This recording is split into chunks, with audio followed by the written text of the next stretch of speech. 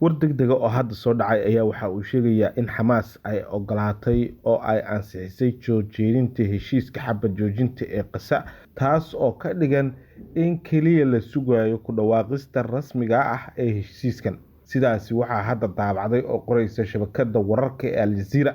Heshiiskan ayaa waxaa iyagu ka shaqeynayay oo dadaal dheeraad ah ku bixinayay dowladaha Mareykanka, Masar iyo waliba Qatar, iyadoo la sheegayo waliba in madaxweynaha cusub ee Donald Trump uu xoogga saarayay maalmihii ugu dambeysay sidii uu u dhammayn lahaa dagaalka ka soconaya marinka Gaza, Israa'iilna ay dagaalkaasi u joojin lahayd. Ciidamada Israa'iil ayaa waxaa la sheegayaa in ay bilaabeen inay ka baxaan marinka Philadelphia ee isku xira Masar iyo Gaza.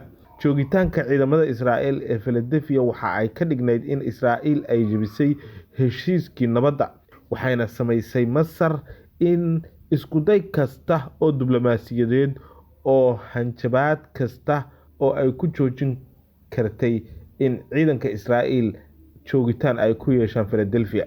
Hase ahaatee taasi marnaba Masar uma ayna suuro gelin, Israa'iilna ma aysan dhageysan. May noqonin mid shaqaysa dadaaladii ay ku bixinaysay Qaahira xitaa haddii ay u gudbisay Washington, iyadoo oo waqtiga la sheegayo joogitaanka ciidamada Israa'iil ee Philadelphia inay sabab u noqon karto khilaafka Qaahira ee dhinaca Tel Aviv.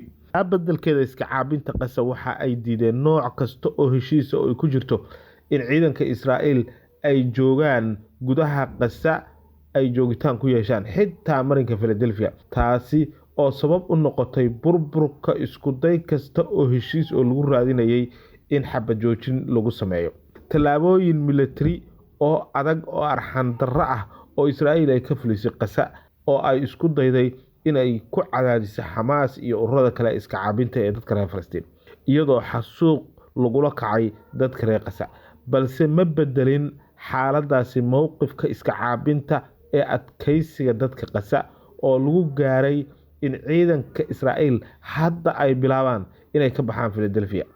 Docdo kale tan iyo shalayto waxaa taagnayd in la dhammaystiro heshiiska iska caabinta Gaza oo la dalbaday in Israa'iil ay soo bandhigto qariirad goobaha ay ka baxayaan ciidamada Israa'iil wajiga koowaad ee heshiiska.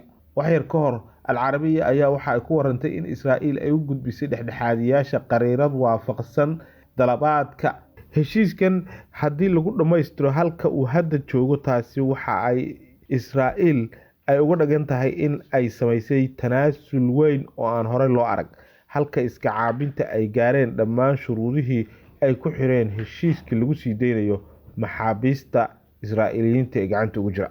Wixii ka soo kordha qodobkan waxaa ka daawan doontaan Rasmi Radio. Fadlan ku soo biir baraha bulshada oo channelka subscribe noo saar, noona like garee. Mahadsanidin.